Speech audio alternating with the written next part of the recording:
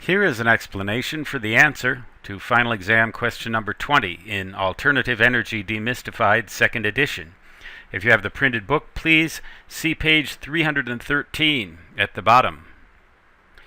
We're told to fill in the blank in a statement to make it true. In each piston of a two-stroke internal combustion engine. That's important. Two-stroke internal combustion engine. Ignition occurs how often? So that two piston strokes occur, one down, one up, for every single ignition event. Well, a stroke in a piston is either going from the top to the bottom or from the bottom to the top of its complete cycle. So let's take a look at a piston. Now I have tilted this drawing on its side so that the top, as we're speaking about it, is to the left. The top of the cycle, therefore, is to the left here when the piston reaches its maximum excursion that way and comes up against the spark plug. Then ignition occurs, driving the piston back towards the bottom, or in this illustration, towards the right.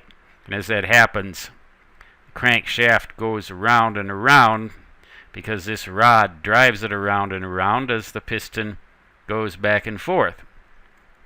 Okay, so one ignition event occurs for every two strokes.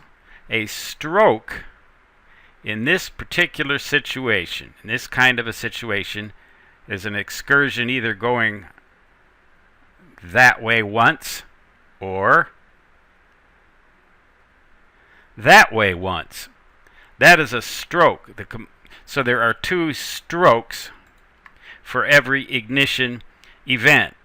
That is why the correct choice for this question, the correct answer is choice A.